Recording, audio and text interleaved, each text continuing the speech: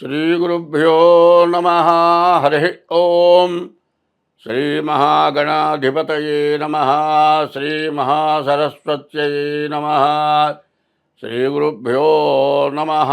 హరి ఓం.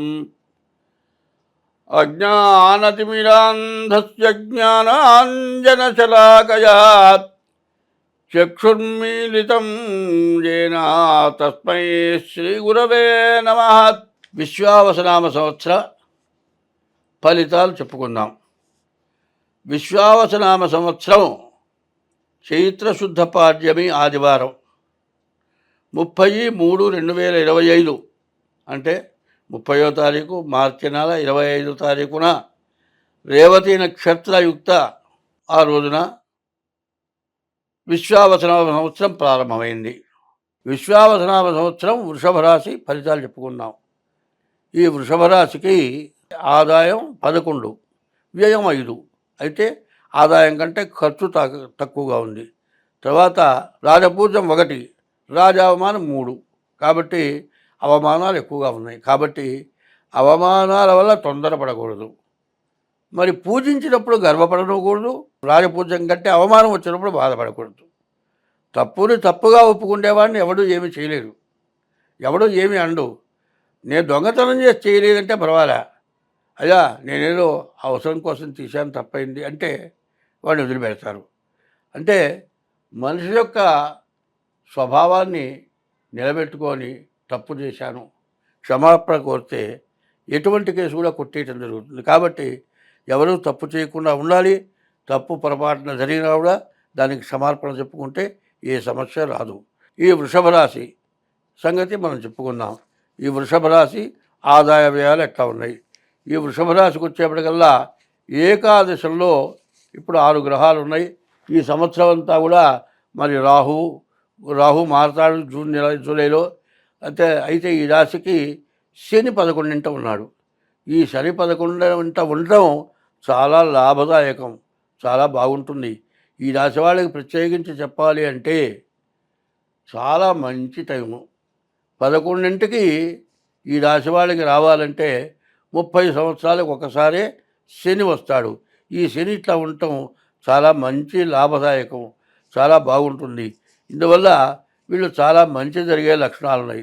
ఎప్పుడు కూడా మీరు ఒకటి ఆలోచించుకోండి, ఎవరైనా సరే మానవ జీవితంలో ఆదాయం ఎంత వస్తుంది, ఖర్చు ఎంత వస్తుంది సంవత్సరంలో మనం లెక్క కట్టలేము.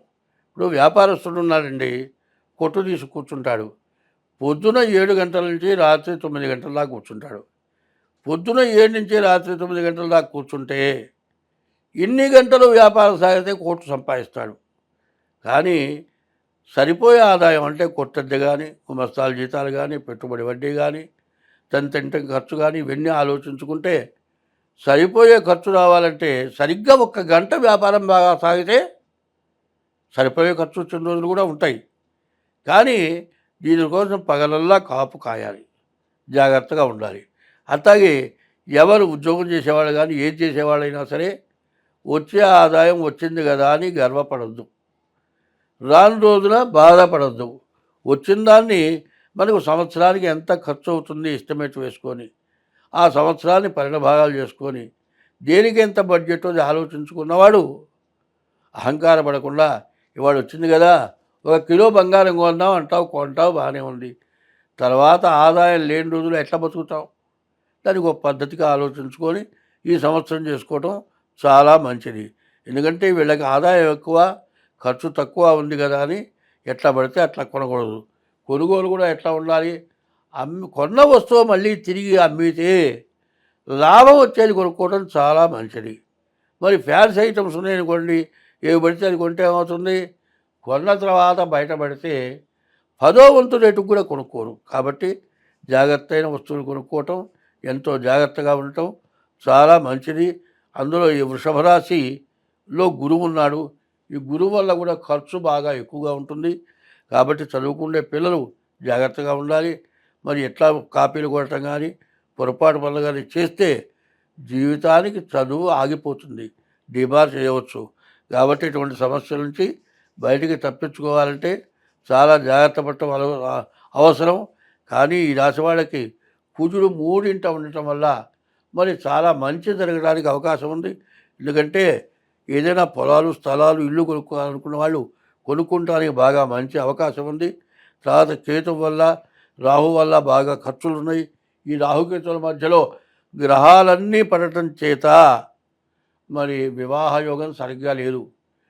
వివాహం కావడం చాలా కష్టంగా ఉంటుంది. మరి వివాహం చేసుకోవాలంటే ఇద్దరు జాతకాలు కలిసినయా లేవా జాగ్రత్తగా చూసుకొని వివాహం చేసుకోవాలి.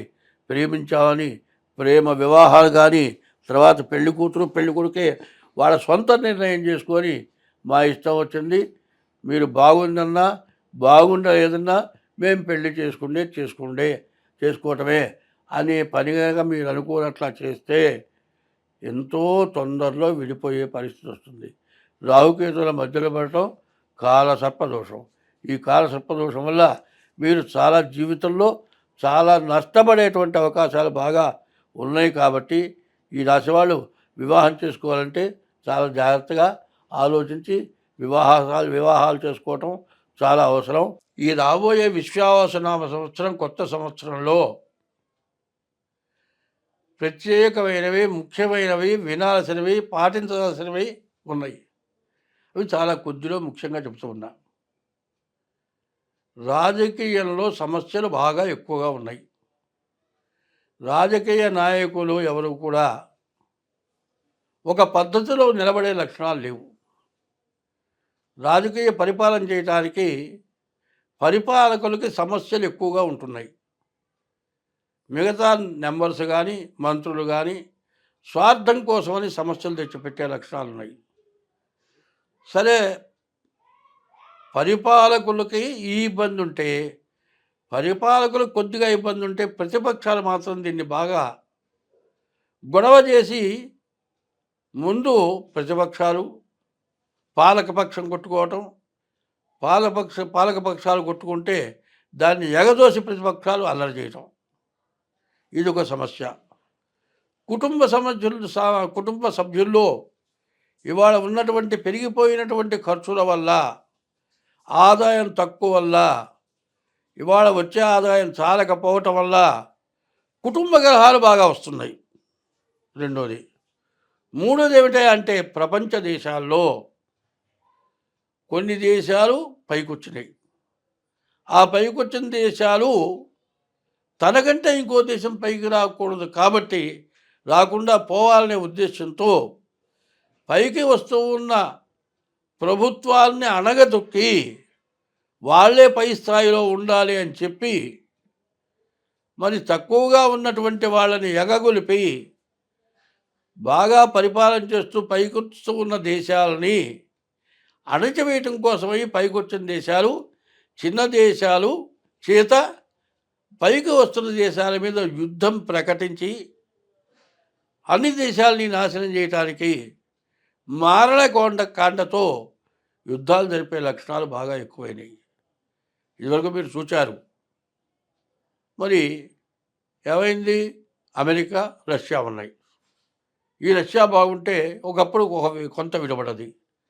తర్వాత మరి రష్యాలో ఉక్రెయిన్ అనే ఓ భాగం దాంట్లోది.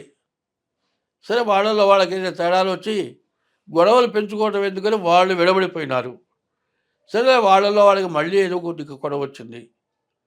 అయితే ధర్మంగా రష్యా విడగొట్టినటువంటి ఉక్రెయిను రష్యాని అణిచివేయాలనే ఉద్దేశం దానికే కలిగిందో, వేరే దేశాలు వాళ్ళని ప్రగల్పితే, వాళ్ళని ఎగ్గునిపితే వాళ్ళు యుద్ధానికి దిగారో తెలియదు. కానీ అది పెద్ద యుద్ధం జరిగేది, ప్రపంచ యుద్ధం అవుతుందేమో అనిపించే పరిస్థితి వచ్చినప్పుడు ఉక్రెయిన్ సర్వనాశనం అయిపోయింది. ఇప్పటికీ ఇంత జరిగిన తర్వాత యుద్ధాన్ని ఆపటానికి కొన్ని ప్రపంచ దేశాలు పట్టుబడితే యుద్ధం ఆగింది.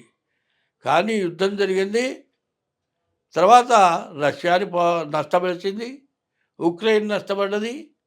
కానీ ఈ యుద్ధంలో కొన్ని దేశాలు మాత్రం బాగుపడ్డాయి. ఇట్లాంటివి చాలా జరగటానికి ఇప్పుడు బాగా అవకాశాలు ఉన్నాయి. ఇది రాను రాను ఉన్న ప్రపంచ దేశాల్లో సగం దేశాలు ఒక భాగం, సగం దేశాలు ఒక భాగంగా అయినట్లయితే ప్రపంచ యుద్ధం తప్పేటట్లుగా లేదు. అట్లాగే కుటుంబ సభ్యుల్లో సగం అటు సగం ఇటు అయితే కుటుంబం విచ్ఛిన్నమైపోతుంది. మన భారతదేశంలో పరిపాలకుల్ని అణచివేయటానికి ప్రతిపక్షాలు ఇబ్బంది పెట్టడమే కాక, పాలక పక్షంలో ఉన్నటువంటి కొంతమంది మంత్రులు కానీ, నాయకులు కానీ వాళ్ళ స్వార్థానికి వాళ్ళకి తగినటువంటి ఆదాయం లేకపోవటం వల్ల పాలక పక్షంలో రెవల్యూషన్ వచ్చి పాలక పక్షాన్ని పడేయటానికి ప్రయత్నాలు జరిగి ఇట్లాంటివి రకరకాలైన నష్టాలు రావడానికి బాగా అవకాశం కనపడుతోంది. కాబట్టి ప్రకృతి విపత్తులు బాగా రావటానికి విపరీతమైన వర్షాలు, విపరీతమైన ఎండలు, నదులు పొంగటం, మునిగిపోవటం, మరి పంటలు నాశనమైపోవటం, తినటానికి తిండి లేక ఇబ్బంది పడటం, పండిన పంట చేతికి రాకపోవటం, కష్టపడేవాడికి అంతా కష్టం చేసి పెట్టుబడికి కూడా తగినటువంటి ఆదాయం సగం కూడా, పెట్టుబడులు సగం కూడా రాకుండా ఇబ్బంది పడటం, పరిపాలకులు సహాయం చేయలేకపోవటం, ఇట్లాంటి సమస్యల్లో ప్రపంచ దేశాలను కూడా కొట్టుమిట్టాడుతున్నాయి. మన దేశానికి కూడా అట్లాంటి ఇబ్బందులు వచ్చేటట్లుగా కనబడుతూ ఉన్నాయి. మన దేశం బాగా పైకి వస్తున్నది. ఇట్లాంటి టైంలో మన ఇబ్బందుల్ని ఇంకా అధికం చేసి ఇంకా కొంతమంది మనల్ని పడగొట్టడానికి సిద్ధంగా ఉన్నట్టుగా కనబడుతోంది. కాబట్టి పాలకపక్షం, ప్రతిపక్షం, ప్రజలు బాగా ఆలోచించుకొని అందరూ మంచిగా ఉంటే మనం అందరం బాగుంటాం, అందరూ సుఖంగా ఉంటాం. స్వస్తి.